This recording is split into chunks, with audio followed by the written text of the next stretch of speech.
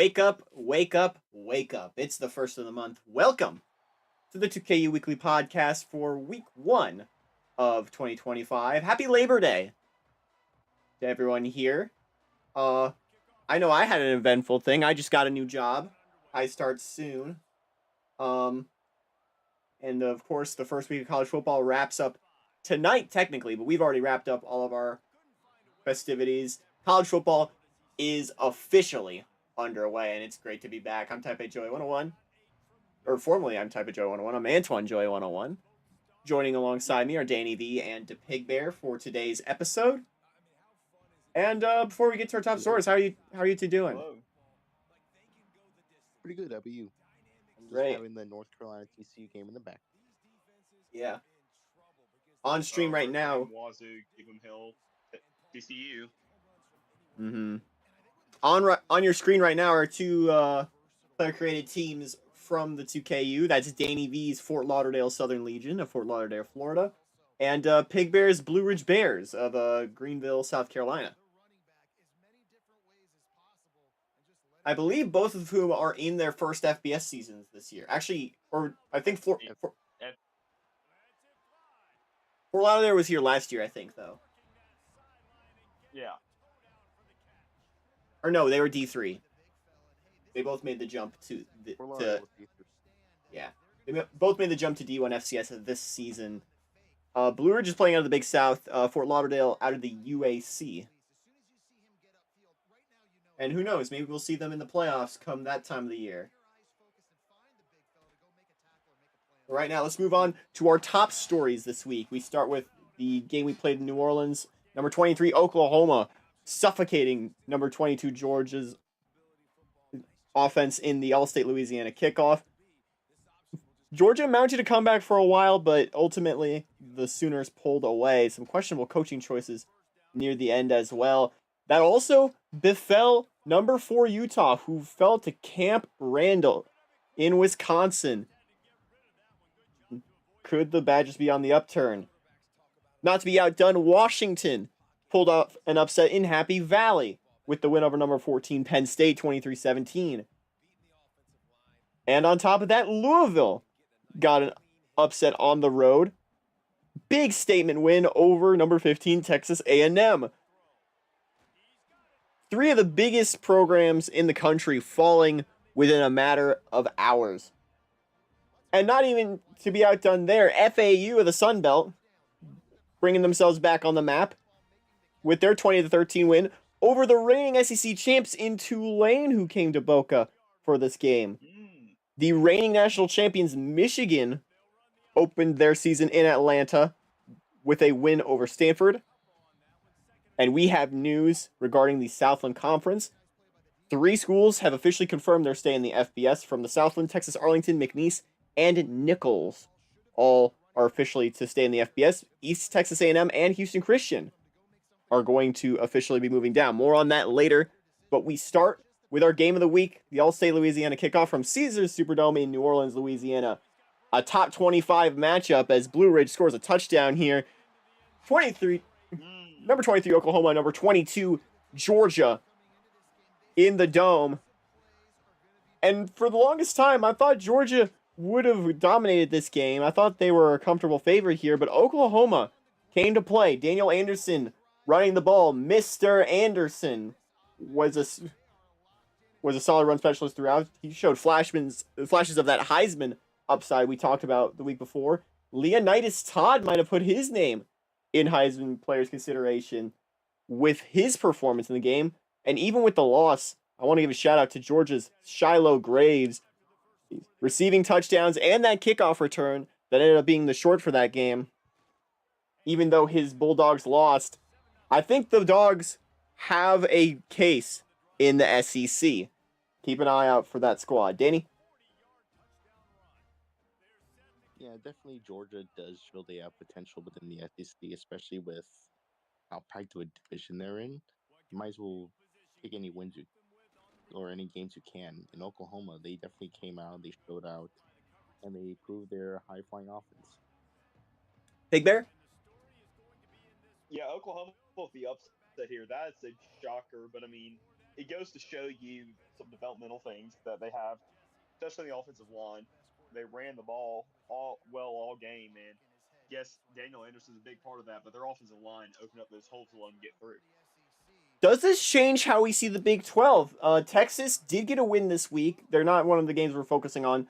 They beat Louisiana Tech, but it was surprisingly close. 28-21 was the final in that one. Texas did get the win at home. But with Oklahoma being much more dominant against a ranked team, and with Texas having Notre Dame and Nebraska coming up, has the balance of power changed in the Big 12, Danny? I definitely do think so, especially with, of course, Texas having a much heavier front schedule than Oklahoma does. But Oklahoma does have a pretty tough back schedule, which includes games against Nebraska, Oklahoma State, and many others. So it might be a little bit of a hit or miss there, but definitely Oklahoma is, as of now, showing to be the better team in the conference. And not to mention the game against Texas coming up. Pig Bear? Ooh, it's week 1. It's too early to call anything in conference. Let's move on to games from Thursday on the 28th. And a game that Pig Bear knows pretty well. Why don't you take it away from this one, from the Old Mountain Jug, Pig Bear? Yes, the Old Mountain Jug. This was a very close game. The line, what was the line for this one? App -6. It was close. Let me pull up my week 0 notes. Because it was App -6. App was favorite 6.5. All right, so if you took the points here, if you took Western with the points, you would sorry, if you took the point, not the points, if you took Western to cover, you made your money here just barely. But what a game we had here in Tullowee, and I think this shows. And I mean, obviously, it's a crushing defeat for Western the way it ended. If you don't know how it ended, Western Carolina scores to go within. They put it at 2 towards the field goal game, so they can just go kick a field goal. No, they they go for 2 to put it. Score would have been the score would have been 41-38 if they made it. They fumble the snap, or it's a bad snap. Bad snap. It falls on the ground. And they just take over. And they run it back for a defensive 2-point conversion, which I've never seen in this game. I have never seen computers get a defensive 2-point conversion like that. This is why you tune in to the 2K week, or this is why you tune in on the Antoine Joy 101 Discord server to see exclusive games during the weekdays. You might see something completely unexpected, like we saw here. Ultimately, I know Western's one of the teams who's questioning their future. We'll get to that later. Mm-hmm. With Sunbelt voting later this month. But I mean, even though you lost, you still hung with a very good Group of 5 team. There's reason for you to be in this division, and I think the administration knows that, and they'll keep it around. Mm-hmm. My big takeaway from this game is App State was struggling for quite a bit of this game with Western Carolina. Either this is a stronger Western Carolina or a weaker App State, and I feel like as we go down the stretch, we're gonna learn what that is.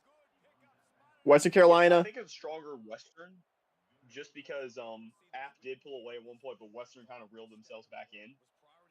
Western Carolina, the last time they beat App State, you have to go back to 2015. It's now been a full decade since the Catamounts last beat App State. Order is right in the world. Order is right in the world. Let's stay in North Carolina. Go over to Dowdy Ficklin in Greenville, North Carolina. ECU, their first game as a Big East member. And again, they managed to slip away from the NC State Wolfpack, 28-26 the final in this one. ECU was a team that didn't have a lot of high expectations entering the Big East. There were certain people thinking that this was not going to be that great a move in the long term, but ECU with a power win off the bat shows the true upside that this program can have. Remember, they had a pretty decent season last year. They went 8-4 in a conference that was deceptively strong with teams like Memphis and, of course, teams on the other side of the conference. You had UAB and Rice and Southern Miss too. That CUSA class is still pretty interesting, and I think that ECU is going to contribute to, if not being a true contender, they'll have an upset or two. Danny? Yeah, this game was definitely a fun one to watch, and it was a great way to kick off week one. I definitely do think West Carolina, they probably look like the favorite to win the SoCon, especially with how bad of a performance the conference had over the weekend. But definitely, West Carolina did show that they deserve to be an FBS. Your ECU NC State pick or a take? Yep. For East Carolina NC State, that while East Carolina is new to the Big East and touchdown Florida Lauderdale, that Yeah. the Pirates, they definitely came out with a bit of a bang. NC State was looking to have a good bounce back here, but East Carolina decided to spoil it week one in a big rivalry game. Their uniforms are clean enough to be power teams. Pig Bear, your thoughts? Oh yeah. ECU hates NC State, and NC State tries to pretend like they're not a rival, so they're relishing this one in Greenville, most definitely. I don't know how this one started. There's a lot of matches between each other in their proximity. Mm. And in real life, Jim Valvano banned after ECU fans took down the goalpost. The bad side of Jimmy V. From Thursday to Friday, rest in peace. But a quick game to mention here in Nebraska, 30-10 over Arizona, commanding win over South Dakota State last week, and another one over Arizona this week. Nebraska's now 2-0. They're staring at a bye this week, and then they face Texas. I'm very gung-ho about these Cornhuskers. I think they're going to be a very fun team to watch in 2025. Your thoughts, Danny?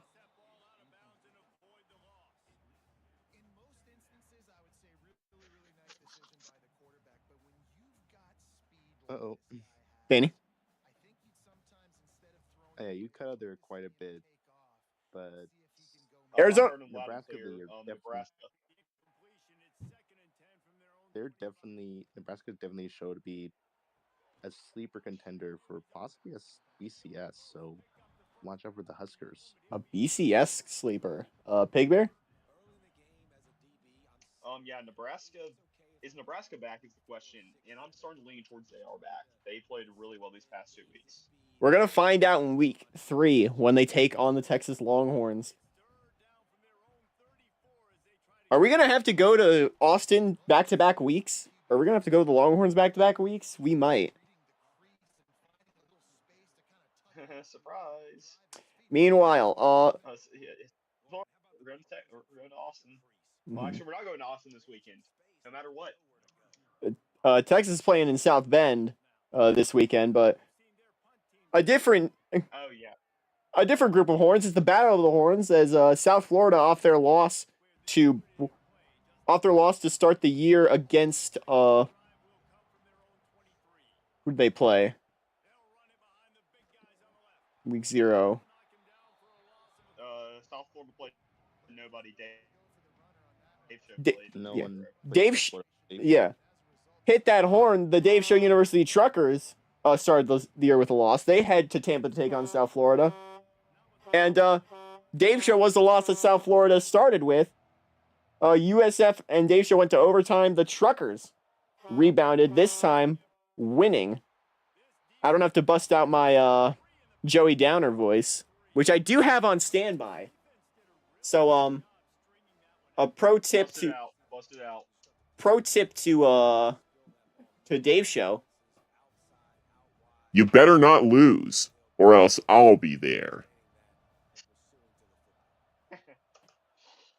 Whoa. You guys get Florida next week. Good luck. Danny?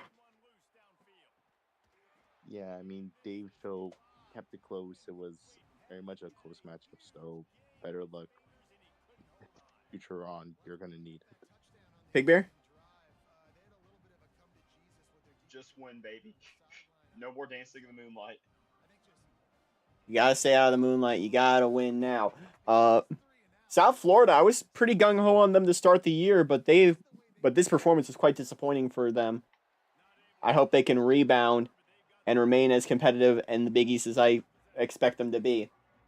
To the 30th, that big Saturday And we start with a big upset. Wisconsin hosting the Utah Utes. And I think Danny was the only one of us who had Wisconsin ranked originally. Eventually, the Badgers did prove why they should have been ranked here. 16-14, they upset the number 4 team in the country. And they're jumping all over Madison. Danny, what does this say about Wisconsin and Utah? Wisconsin might be a little bit of a sleeper pick, or Utah might not be as good as we expected. So, watch out for the Badgers. There's been a Especially in Big sophomore Ten slump for every runner-up in the 2KU era. Baylor only finished about 8-4 in 2022. USC had a down year in 2023 after making the Natty. 2024, Penn State was probably the best of them, but they were still outside of the Big Ten championship. They lost out to Indiana to make that game, and they had to play Wake Forest in the Gator Bowl, I believe. Definitely not championship ambitions like we had them in the preseason. Could Utah be next on that list? Pig Bear? Yeah. I mean, the sophomore curse is definitely real, especially in 2KU. But everyone, let's jump around. Whiskey did it. Whiskey business. Wisconsin. We'll see the Badgers next at TCU. TCU got a win on the road in overtime against Duke. That's going to be a fun one. A bit under the radar. The reigning national champs did not start their season in Ann Arbor. Instead, they played it in Atlanta. Michigan would beat the Stanford Cardinal 40-30. And this is a Stanford team that might be slept on a little bit. But starting off with a loss is never good. Though Michigan, probably the best loss you could have on your resume. What does this say about either of these teams? Danny, anything new? I mean, Stanford isn't the team that they were a few years ago, but definitely Michigan, they did come out to play, and they've shown they could maybe run some noises, maybe try going for a repeat. Big Bear? Yeah. Michigan is Michigan's still Michigan, and Stanford's gotten. I mean, yeah, they're not the same team they were a couple years ago, but they're not dead. Stanford's not gone completely yet. Mm-hmm. Last team to repeat as national champions, you have to go back to 04-05 with Texas doing it back-to-back years. Another upset, we got to talk about Texas State upsetting number 9 Kansas State in Manhattan, 45-38 the final score.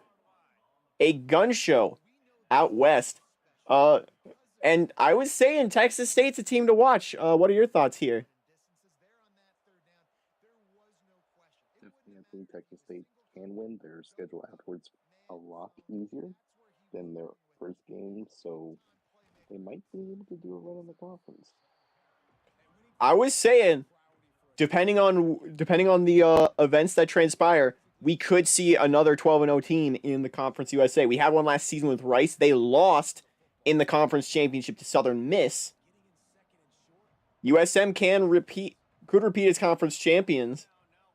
I believe, yes, Southern Miss won their week 0 matchup against Georgia Southern, and I believe they were off this week.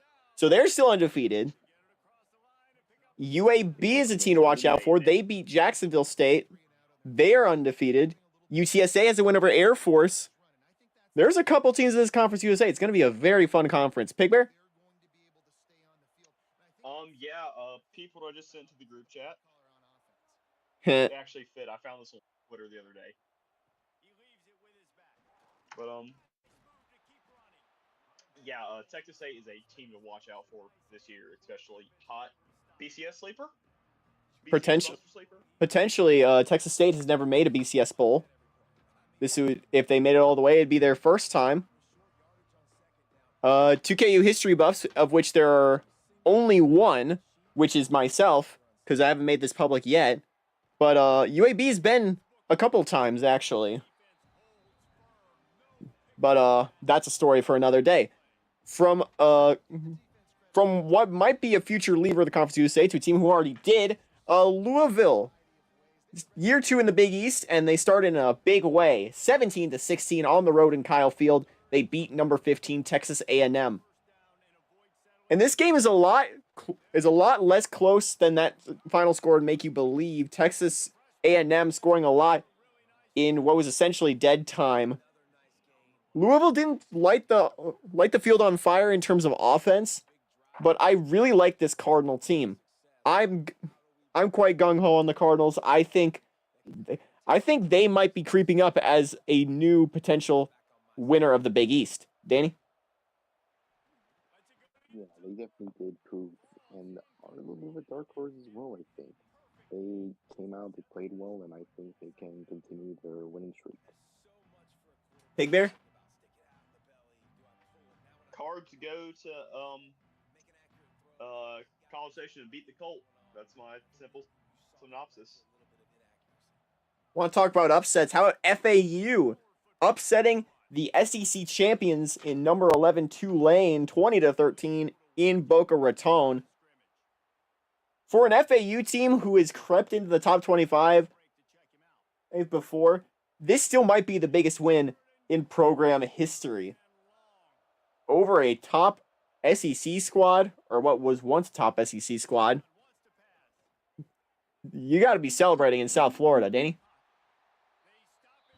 Yeah, they welcomed in the SEC champion, and not only did they win, they were pretty dominant for most of it. And yes, it was raining there, the weather was definitely helping them, but they came out to play, and you know, they might get the sum up for elusive BCS championship. New Day may be rising, Boca. And you can't really tell me that the Green Wave wouldn't know how to play with water. Yeah. Pig Bear? Especially in New Orleans, where the weather isn't much better than it is in coastal Florida with storms. But helmet sticker of the week goes to FAU. They beat the SEC champion. That says something. Fun Belt over SEC. It just means more. The SEC had a rough start to the season this year. It has not gone well for the SEC in a year that it really needs to go well. Notre Dame, meanwhile, they got a win overseas against Boston College, and they come back home and beat an SEC team themselves. 24-19, they beat the Arkansas Razorbacks. This final score is very interesting. What does this tell you about the matchup, Danny?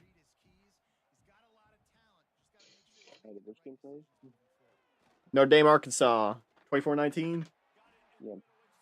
Notre Dame 2-0 of the season. That's pretty impressive, especially with how tough their schedule is. So, good luck to the Irish. Gonna get it next week. That next game is Texas for the Fighting Irish. Pig Bear? Yeah, Notre Dame needs all the luck they can get, especially if they want to win the NBC conference. Yeah, all of it's a very tough conference with all of its member. Yeah, all of its member. Don't think about that one too hard. To the Dukes Mayo Kickoff Classic, the first game on Saturday. How about West Virginia knocking off an SEC team, number 25 Tennessee, 19-10. Let's start with Pig Bear. Actually, what are your thoughts on this one? Was this the Calger Burning game? No. Was it a good win for West Virginia? Yeah. Good job to Mountaineer. They didn't blow the doors off Tennessee, but they did get a convincing 2-score win over the Volunteers. A top 25 win's a top 25 win, regardless. Pig Bear, or Danny, what does this say about Tennessee? Tennessee might be a little bit exposed. I'm thinking that West Virginia might come out to play, and they might be pretty good at what they do. Tennessee's next game is against South Carolina. See how they play that one. How about what might be my pick for most crazy upset so far? Number 14, Penn State, hosting and falling to Washington in Happy Valley.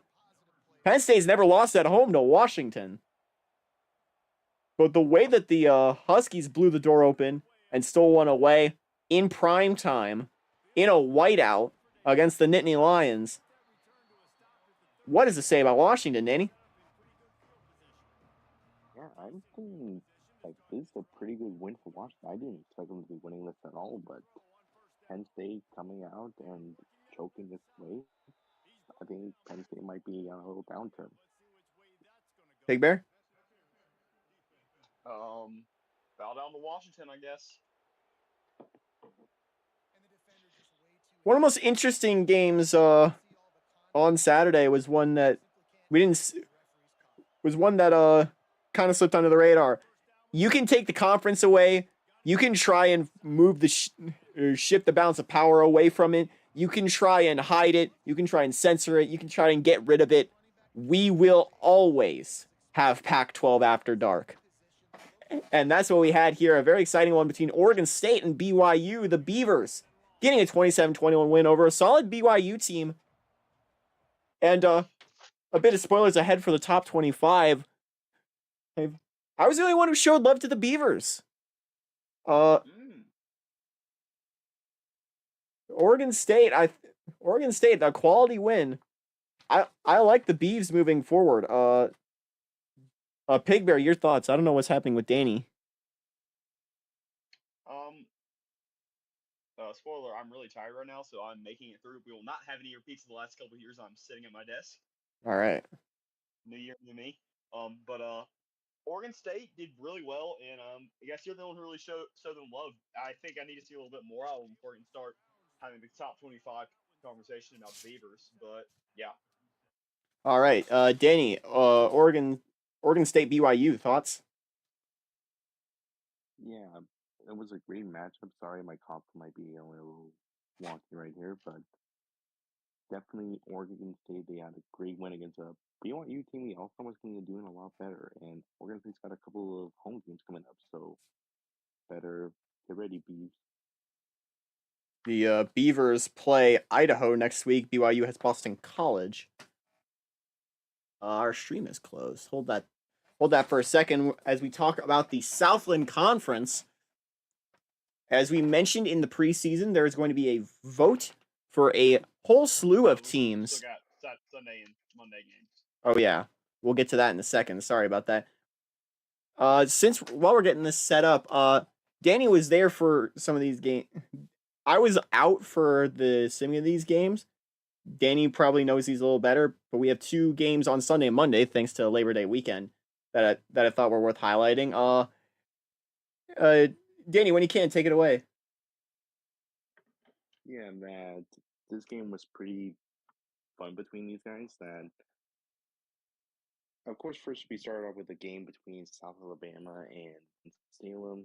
It was kind of a boring game until the end, when there was a little bit of a comeback by Winston-Salem, but South Alabama did win. Army then played it against Boston College. That one was a much more entertaining game, a very low-scoring game, and it all had to deal because, well, Army was trying to get back in the game. They couldn't get it down 4th down. Boston College tried getting it, then in, tried going 4th down, and then bunked the field goal. So then Army tried going down, but without any timeouts left, time went down, and then that's it. North Carolina, they kind of dominated against Syracuse. And for Georgia Tech Auburn, that game was a lot closer because Georgia Tech played so close for the final few minutes. Georgia Tech, they were leading by like 2 scores, and then Auburn got a pick 6, bringing it down to 7. Georgia Tech tried driving the ball, got stuck on 4th down, had to punt it away, and then Auburn tried to score. They scored, and they tried winning it with 2 points, and they couldn't do it. But tried tying it with 2 points. And that's not going to work. Yeah. I think that Georgia Tech struggles against Auburn show their weaknesses. I think that's a game I'm going to highlight here. Yeah. And looking at the other top teams in the conference, North Carolina got a comfortable win over Syracuse. And meanwhile, they were cupcakes for sure, but Florida State and Clemson blew the doors off their opponents. And Tech. I'd like to make a comment about Tech real quick. But, yeah. We've always seen Georgia Tech play these close games. It has to do something with their proximity to the varsity. Amazing food, but heart attack worthy, essentially. Mm-hmm. But Tech always plays these close games, so they always find a way to win the close games. They don't lose close. If they lose, it's the ref's fault. It's not necessarily the ref's fault, but a lot of things are in motion when it happens. You guys are getting a behind the scenes look at our Discord layout here as we as we try to get the game back on for you guys. While we do that, I want to talk about the Southland Conference, and we have the, of course, the vote that I was talking about previously. Let me scroll back down to it. As posted on the 2KU Discord server, and as we mentioned briefly in the preseason, okay, we're back. Welcome back from Greenville. A list of 41 schools was assembled that will end up voting on their status as FBS members. The most importantly, 2 full conferences are taking votes. The SoCon and Southland. Also on the list are specific schools from the Missouri Valley, American, WAC, MAC, Eastern Washington. And one school from the Mountain West, that being Eastern Washington. And right now, the first round of that voting has concluded, courtesy of the Southland Conference. Now, the rule behind it is each of the teams are voting. Each of the teams are voting on their opinions on whether or not to stay in FBS. Teams need a 75% majority to confirm a move either to stay or leave the FBS. Teams without the majority of at least 75% one way or another will have to vote again. They will vote. The Southland will vote again on the week of October 25th. And at that point, you would need a 2/3 majority or 66%. If that's not achieved, then they will vote a third time at the end of the regular season. You just need a straight majority in order to confirm one way or another there. And we got things started with the 10 Southland schools getting ready to vote. However, there was a bit of an audible. McNeese and Nichols collectively both abstained from the vote and announced their intent to leave the Southland if it were to move to FCS. What that suggests to me is they might be leaving the Southland regardless. That was the big rumor, was that the whole conference would end up moving down anyways should McNeese and Nichols left, because this has been a conference that's been losing teams for years. Look at Sam Houston, Stephen F. Austin. They took the boat to the WAC. They are now in the Conference USA. Meanwhile, two teams that were in the conference championship last year, West Texas and Hardin-Simmons, they are now in the WAC, alongside a former member as well in Louisiana Tech, an older former member in North Texas. It seems like the conference has been splitting ways, and originally the Sun Belt was the first destination that was looked at for a landing spot for McNeese and Nichols, but potentially the WAC might be a new attractive spot for these two schools. They would be playing other teams in Louisiana, another team in Louisiana with La Tech, as well as reuniting with teams like North Texas, Hardin-Simmons, West Texas. It would also try and help to shift the WAC's image further eastward. Of course, the WAC will be adding UC Davis and Sacramento full-time next season. So it's still to be determined what will happen there. However, there's another team that announced that with the vote confirmed its stay, that being Texas Arlington, with a 90% vote to stay FBS. Their original plan, their plan beyond that, should the Southland move down, is still uncertain. We're not sure what will happen there. Two teams announced their confirmation of moves down. East Texas A&M, which is surprising, seeing as they have only played one game at the FBS level at this point. So it's also not surprising. East Texas felt like a strange inclusion for the Southland to make, and it feels like a team that was just not ready for the jump. It'll be interesting to see how East Texas will make the move back down. Meanwhile, Houston Christian also confirmed it. East Texas A&M voted only 3% to stay in the FBS. Houston Christian only voted 5%. This is a team that's been in the FBS since 2014, though the Huskies have not had a lot of success to show for it. Only 2 winning seasons since joining the FBS. We have a couple teams that are close to the 60% that they would need in the next vote. Northwestern State is 59% yes. Incarnate Word is 61% no. Abilene Christian is 66% no. we'll see how they vote in a few months. The schedule right now, the SoCon is the next to announce their first round of results on the 20th of September.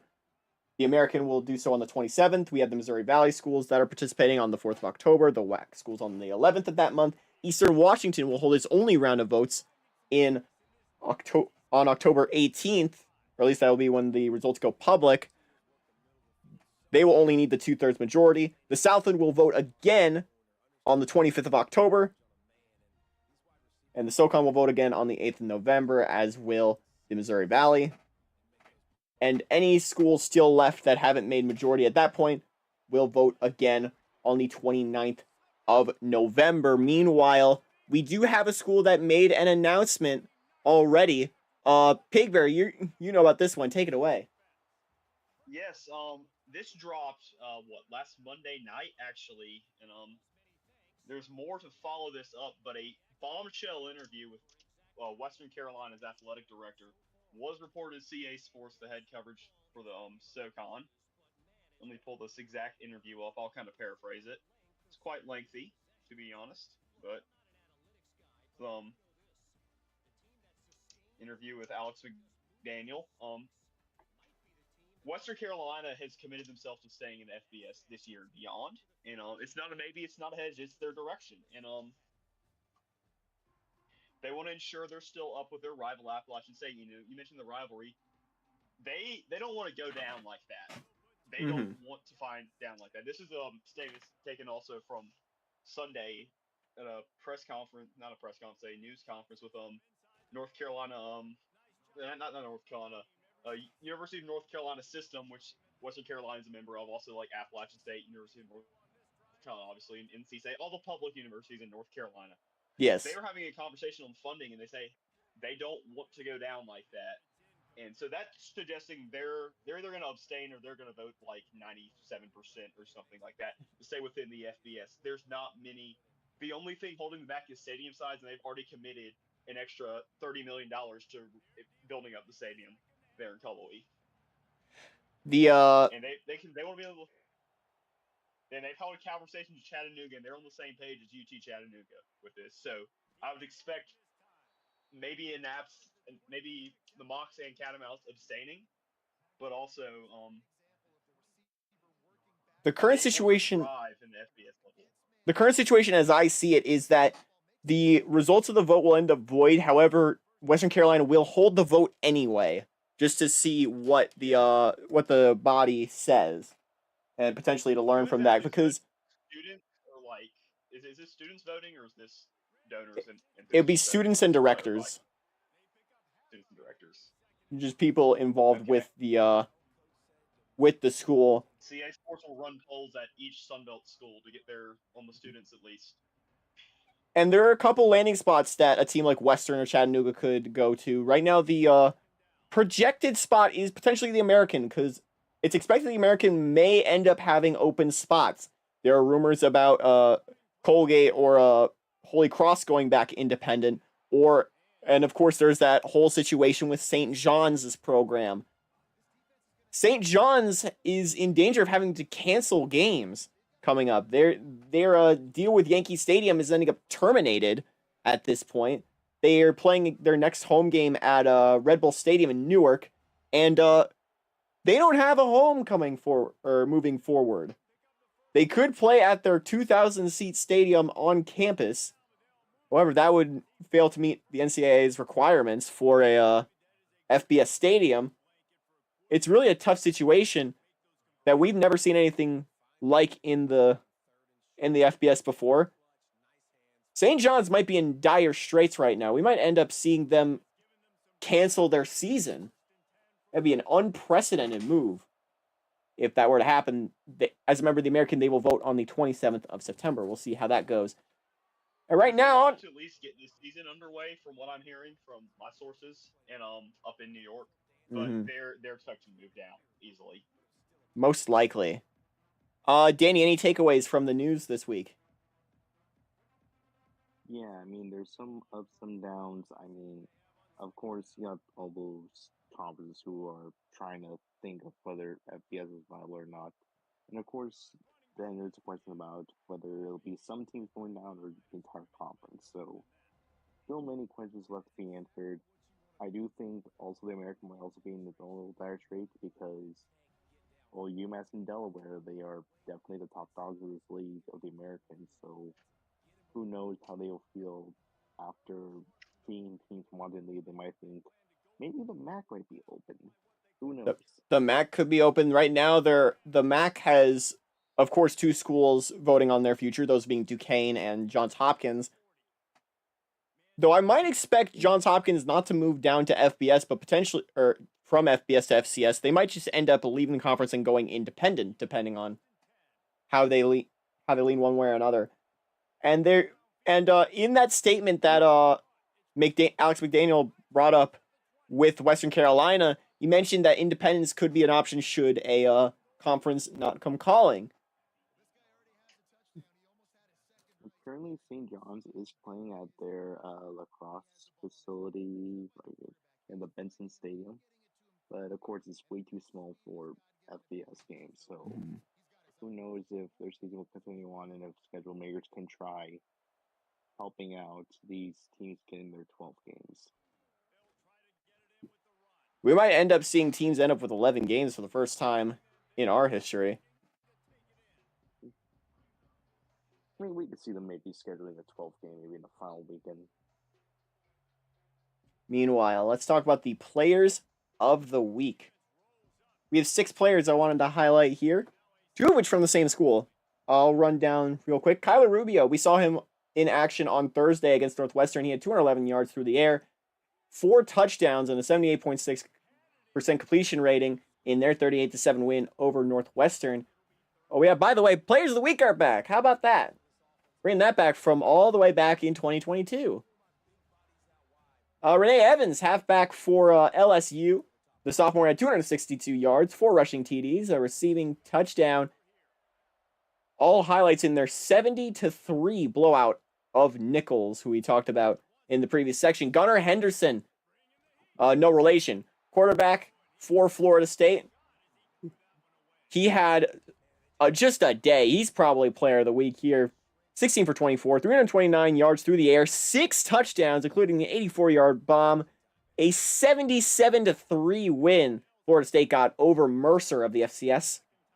Ohio State has 2 players on this side, both offensive and defensive. Tucker Zimmerman at quarterback for the Buckeyes was 21 for 30, 388 passing yards, 6 passing TDs of his own in a 69-3 win over Buffalo. Meanwhile, Judah Black, the middle linebacker for Ohio State, he's a senior. 3 tackles in this game, an interception, and 2 defensive touchdowns, including a pick 6 in their 69-3 win over Buffalo.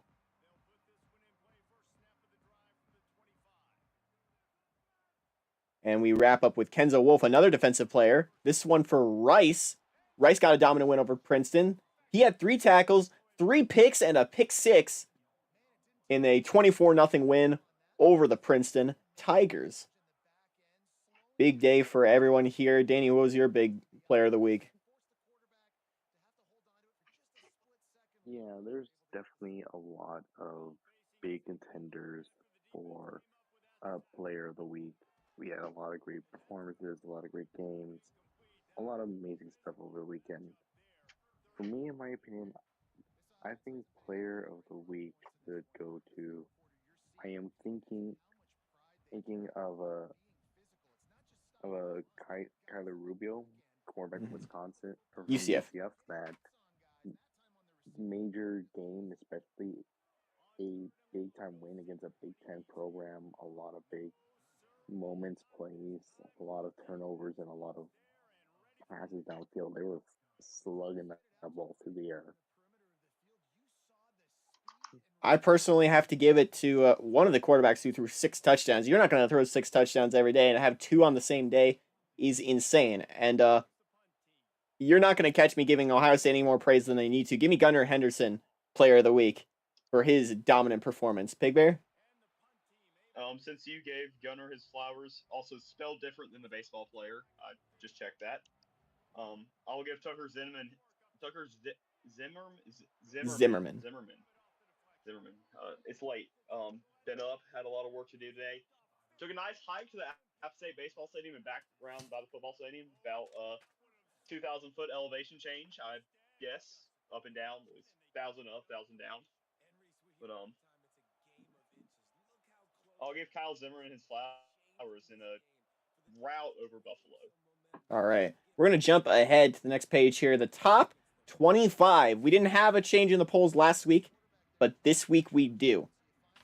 Our first changed top 25 of the year, and we start things off with a unchanged top 3. Michigan, Oregon, and Ohio State all took care of business against Stanford, North Dakota State, and Buffalo, respectively. Michigan has Brown, Oregon has Baylor, Ohio State has number 9 Alabama in Tuscaloosa. So you see that escalation of difficulty as you go down the list. Number 4 is now Clemson. They move up 1 spot from last week after their commanding win over Troy. They head on the road to Pitt next week. Oklahoma State's up 2 spots now to number 5. They absolutely crushed Southeastern Louisiana, put 80 points on them last week. And they'll take on Tulsa in H.A. Chapman on Saturday. Georgia Tech, unmoved after their win over Auburn. They will take on Dartmouth next week. Number 7 is now Cincinnati. They beat Miami of Ohio, and they get Boise State in Boise on the Smurf turf on Friday night. Most exciting game on the weekday thus far. Utah, they fell 4 spots. They're now number 8. They lost to Wisconsin. They get Utah Tech as a bounce back. Alabama is number 9. They beat Western Kentucky. Is this where they ascend to top team status? Can they beat Ohio State at home and get revenge for last season? We wrap the top 10 with Notre Dame, who jumps 2 spots. They have an edge over everyone else here with a second win.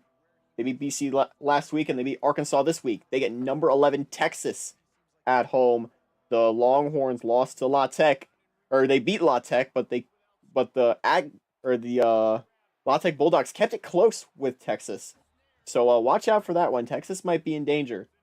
However, a team that was in danger was Kansas State, who lost to Texas State. They fell to number 12. They head to Arizona next week. Number 13, 14, and 15 are a trio of 3-letter teams. USC, LSU, and UCF, all of which got comfortable wins over Illinois, Nichols, and Northwestern, respectively. USC heads on the road to a Wazoo school, who's never easy to beat in Pullman. LSU has a very exciting matchup with Texas A&M, who's number 20 in the country. We'll talk about them in a second. And UCF, you better watch out. You have FAU coming to town after they just beat the number 16 team in the country, which is Tulane. Green Wave fell 5 spots from last week, and they take on Harvard. Dropping 3 spots is Penn State, now to 17 after their loss to Washington. They head to the Carrier Dome to take on a Syracuse team that lost to North Carolina last week. San Jose State jumps up 2 spots to number 19. The Spartans are 1-0 after a win over Toledo. They head on the road to Stanford in the Bill Walsh Legacy game. And we wrap the top 20 with Texas A&M, who fell 5 spots, tied with Tulane for our biggest dropper this week. They'll be taking on number 14 LSU in Death Valley. Number 21, up 2 spots, is Oklahoma. After their win over Georgia, they get Colorado State at home now. And we have 3 new teams in the top 25 this week. Washington, Michigan State, and Florida State, 22, 23, and 24, after all of them got wins. Washington is UNLV. Michigan State plays Maryland on Friday. And Florida State takes on the number 25 team. Georgia dropped 3 spots after their loss to Oklahoma, and we have another ranked matchup on our hands.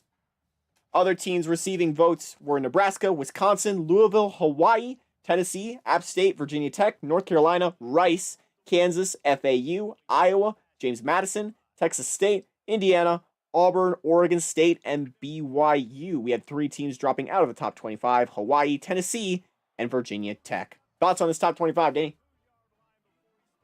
Yeah, a lot of fun. I did think some teams needed to drop more. Some teams dropped more than expected. Some teams barely got moved. So maybe a couple changes around, but definitely a nice top 25 and 3 welcome teams. Big Bear? Nebraska was Michigan robbed. right now is looking at the competition below them and laughing because you've got Oregon with Baylor at home, not easy. Ohio State with a terrifying matchup for them at Alabama. Clemson, another non-easy game at Pittsburgh, and Oklahoma State, another non-easy game against Tulsa. Georgia Tech has Dartmouth, but they're not within striking distance right now. So I'm seeing a lot of teams that could bubble over by the end of the season. I'm seeing Oklahoma. I'm seeing Washington. I'm seeing Florida State. Even with their loss, I'm seeing a team like Georgia. I see if Georgia wins between the hedges against Florida State, and they could enter that SEC schedule and end up cruising through it. Though they do have matchups against Alabama and Georgia Tech to worry about later on in the year. Meanwhile, Washington's going to be a very exciting team now that they may or may not have gotten their toughest game out of the schedule already, and they won it against the Penn State squad. Oklahoma beat what might be one of their toughest games in Georgia. Michigan State is an interesting sleeper pick in the Big Ten, but not to be outdone. Some teams on the outside. Wisconsin could be a sleeper as well. I like Nebraska and Louisville, though. I'm a bit intrigued as to why they didn't end up making it. I was very gung-ho on the Huskers, as were a lot of us. They ended up getting edged out by a Georgia team who lost. I feel like if you were to drop Georgia out of the top 25, I would have put, in terms of full-on schedule, I think Nebraska had the most wins. I think the most quality win might have been Louisville's win over Texas A&M, though. Danny? Yeah, I mean, I think Nebraska, Wisconsin, they were kind of robbed from the company side. They should have been the ones who took the jump.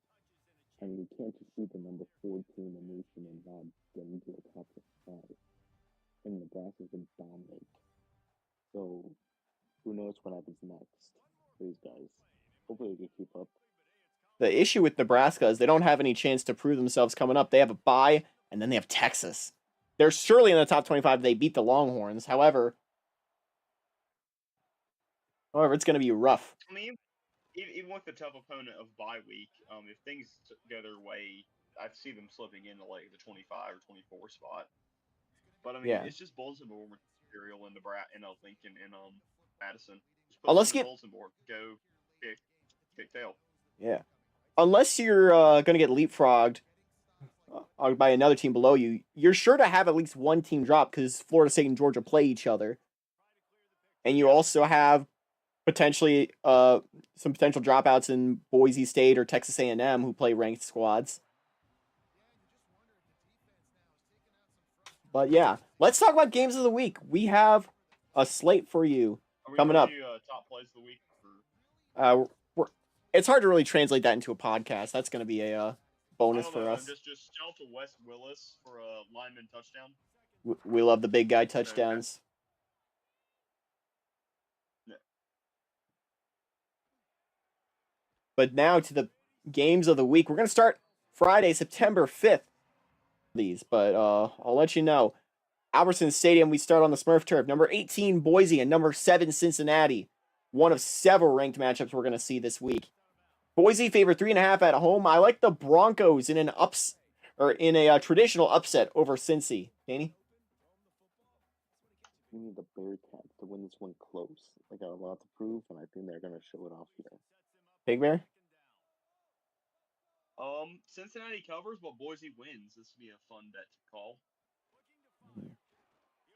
call. Meanwhile, Michigan State heading back home after their win over Harvard. They're now ranked number 23. They get Maryland at home. MSU's favored 9.5. I don't think the Spartans will cover that, though. But give me Michigan State to win. Danny? Big Bear? Call me crazy. Maryland in an upset. We are missing our out of the blue contender in the ACC. Maybe Maryland is the one. Saturday. Start with Penn State, number 17, heading to the Carrier Dome, or JMA Wireless Dome now, to take on the Syracuse. State favored by 3.5. I picked Cuse last week, and they disappointed me. I'm going to pick Penn State. You mean the Nittany Lions? Big Bear? Yeah, give me Penn State and bounce back win. It's the Sunshine Smackdown. Up next, the Florida Gators are 4.5-point favorites as they host the Dave Show University Truckers. Dave Show is 1-1 after their loss to Arizona State, but their win against South Florida. I'm not very confident in this Dave team to play power teams. Remember, they lost to an Arizona State team who was missing players. I think the new bet though is, does Dave Show go to a third straight overtime game? Give me Florida to win. Give me Florida as well. It's gonna be hot. It's gonna be lucky. It's gonna be sunny day in Florida. Big Bear? Give me Florida to win close. And as you know, I'm going to be picking the Gators. The wonderful Harry Downer, everybody. Moving on, Wisconsin, after getting a big win over Utah, they head on the road to TCU. We didn't talk about, but they got an overtime win over Duke on the road. The Horned Frogs are a interesting team. Wisconsin favored by 2.5 on the road. Give me Super Frog to the rescue. Danny? The toad will be vanquished. Wisconsin wins. Pig Bear? I know they got the upset, but all glory to Hypno Toad. Give me the Horned Frogs. Tulane, after their loss last week to FAU, they head back home with their tail between their legs. I guess they're a crest of the wave between their legs, as they'll take on Harvard. Harvard lost to Michigan State last week, and this has trap game written all over it. Tulane's favored by 6.5. I'm going to go bold. Give me Harvard in an upset. Remember, Harvard had 10 wins last season, and they upset a 12-0, or what would have been a 12-0 Columbia to win the conference. Give me the Crimson in an upset. Danny? Yeah, as much as I think Harvard might have a chance, I think Tulane's gonna win this one close. Big Bear? Academic goal here.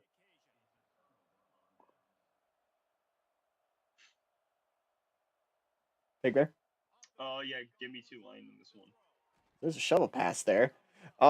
Oklahoma State heads to Tulsa, H.A. Chapman Stadium for the Turnpike Classic.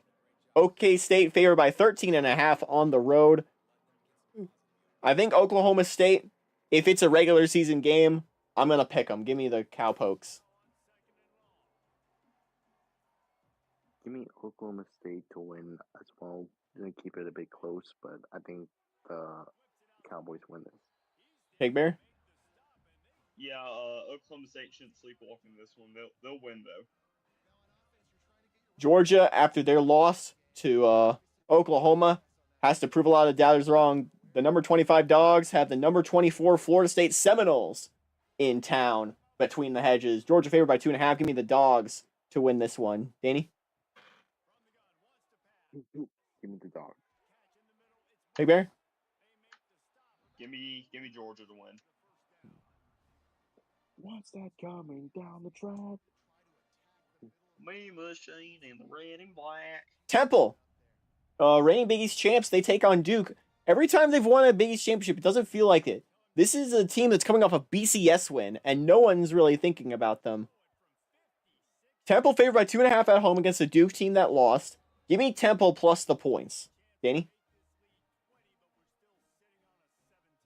This is gonna be tough because both teams had pretty tough games, or not that well games last week, with a close win against Utah State for Temple and a close loss to TCU for Duke. I am gonna give the win to Duke close. I think I get the bounce up game. Big Bear? Give me Temple. Kansas heading down to Ruston to take on Louisiana Tech, the town that Mutual Milk Hotel built. Kansas favored by 13.5 on the road. This is a team that put 51 on Washington State last week. This is a different Kansas team than what we're expecting. I put Kansas in a mention in my top 25. I think KU is a sneaky good team this season. 13.5-point favorites. I don't think they're going to get that much because remember, this is a La Tech team that held Texas to within 8. But give me Kansas to win and go 3-0. Danny? Yeah, this is going to be a fun game. Kansas doing their grand tour of the country from Hawaii to the mainlands to the West Coast to then down south. La Tech knows how to play it. They know how to keep it close. We saw with Texas. And they're trying to find that signature win. But I don't think it's coming in this one. Give me the Jayhawks. Hawk, Dog, Jayhawk. Big Bear. Oh, what a beautiful place I have found. All right, I forgot lyrics, but you know what? I'm rocking with. Were they just living in Ruston, or were they at Louisiana Tech? Is that where they formed? I wouldn't be surprised if they're at Tech because I don't know Let me what else look there this is in up. But yeah, wrestling. give me. I'm rocking with Neutral Milk Hotel, You're picking La Tech, top male manipulator band. one of the best folk rock acts of all time. Oh, they're not bad at all. They're really good, actually. Yeah. History. They only have 2 albums, so it's not a hard sell. Meanwhile, Boston College and Oh, they're okay. BYU, it's the Catholics versus the Mormons facing off against each other. BC 1-1 after their win over Army. BYU starting off with a loss to Oregon State. We're in the beautiful mountains of Provo, Utah for this one. BYU favored by 5.5. Give me the Cougars to bounce back after their loss to the Beavs. Danny? Man, Boston College better get their awards because flying out to Dublin to Provo, Utah, that's a lot of miles. Get Provo is a a really tough place to play. It's going to be really big, so give me the Cougs. what's in your wallet? Pig Bear? Give me BYU. All right. Jet lag. USC, number 13 in the country, they're favored by 14 as they head to Pullman. This has trap game written all over it. Give me USC minus the points. Yeah, this is going to be a really big game, and Washington State and now this is going to be their blackout game.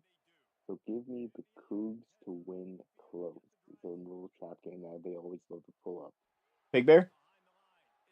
It's Pac-12 after dark and a blackout. I'm picking the home team. Give me Washington State. We're all going. Interesting. Baylor, 12.5-point dogs against Oregon in Autzen Stadium. Oregon kept it close last time, but that was in Waco. This is in Eugene. Give me the Ducks comfortably.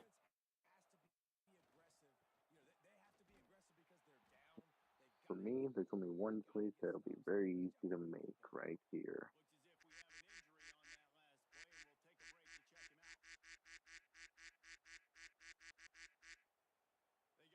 Picking Oregon.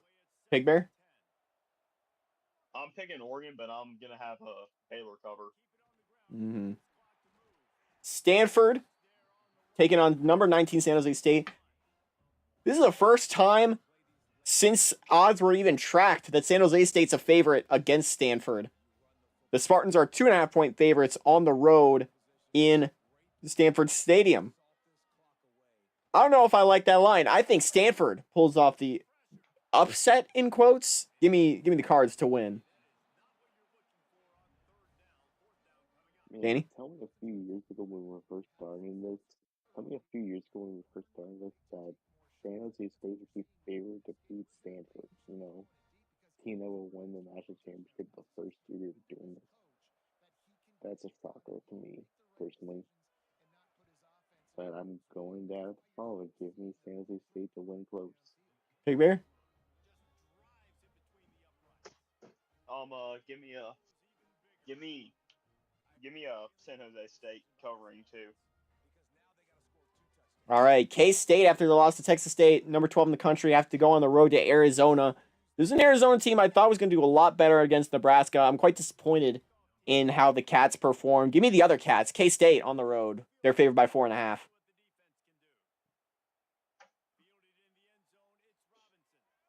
I'm gonna pick Arizona for this simply because it's in two.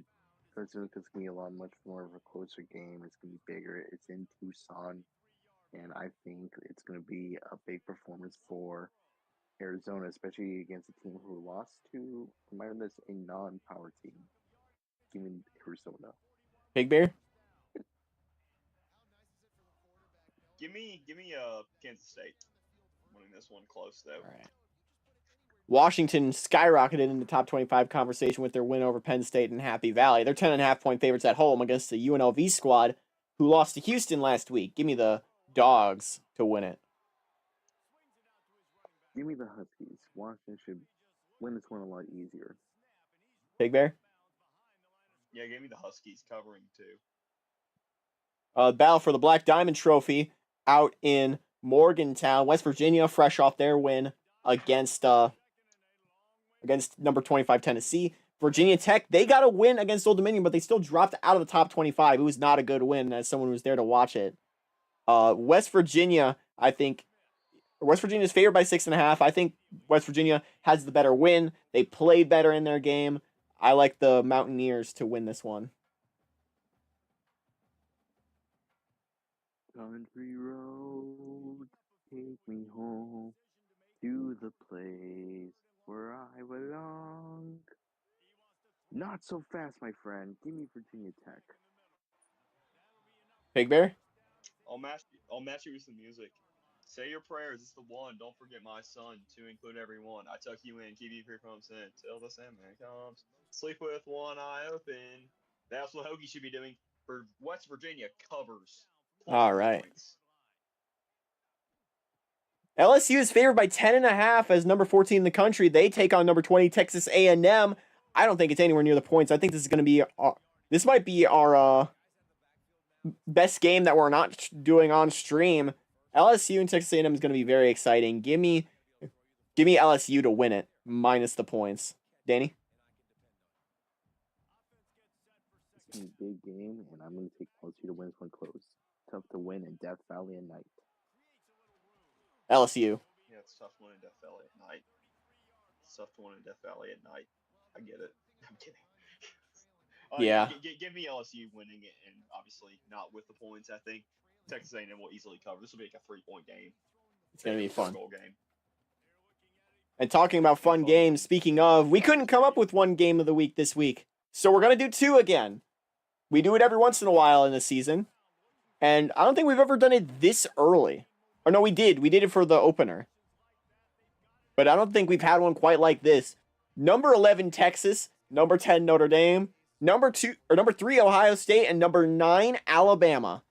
Two exciting matchups back to back. We'll start with Texas Notre Dame. The Longhorns got a scare against Louisiana Tech, but they managed to pull through. They have so much hype going into their season. Will it all be actuated here? Starting in South Bend against the Fighting Irish, who have had a chance to prove themselves. 2 wins over power teams in BC and Arkansas. But this is the biggest test they've had so far. Whose hype is real? Notre Dame is favored by 2.5 in this one.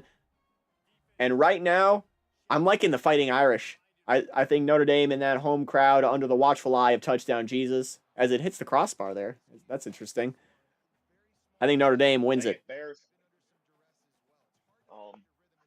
Danny? Yeah. Better wear your lucky green because the Irish will be wearing green for this game. So, give me a big game, give me a big showing. Give me the Irish to win this one. Green appearance of the year. He did wear it in Dublin. They did wear in Dublin. Give me the Irish here. Give me the Irish. I think they cover also. I mean, it's 2.5, so it'll be pretty easy to cover if you win. So yeah. Unless it's an all-timer, you're probably covering. Last year, we had probably one of the greatest games in 2KU history when Ohio State won against Alabama on a game-winning kickoff return in Columbus. That game was in the middle of the day. This game is in prime time in Tuscaloosa. The number 3 Buckeyes taking on the number 9 Crimson Tide. This is going to be an absolutely rocking venue, an absolutely insane crowd. Ohio State favored by 3.5 on the road. This is tough for me because it's 2 teams who I historically do not like siding with. It's like pulling teeth here trying to pick this one. Give me Alabama. That home crowd is going to be too much for the Bucks to deal with. Danny? I don't need to play any songs. Hand me my first love. That's Lee Corso. Give me the Buckeyes. Close. Salute to Lee Corso for his 30-plus years of college football service to the college football community and everything he's done for the sport. By the way, absolutely iconic, and I'm glad to have had him in my college football journey. Pigbeard, Ohio State, Alabama, send us home. Well, call me a drunk frat boy in the stands of uh Doak Campbell, because I'm flipping with the tide on this one. We're going That was so bad. I'm sorry. Bama, It's Bama, good. and Brutus. 2-1 here. Saturday, we got 2 games for you. Texas, Notre Dame, Ohio State, Alabama. That's going to be this Saturday, September 6th, I believe. We have those games. Of course, we have games on Friday and Saturday exclusive to the Antoine Joy 101 Discord server. Tune in for that as this game comes to a close. And we also have news and updates and so much more on the server. We hope to see you there, and we hope to see you on Saturday for the games. Thank you all so much for watching tonight's show. And so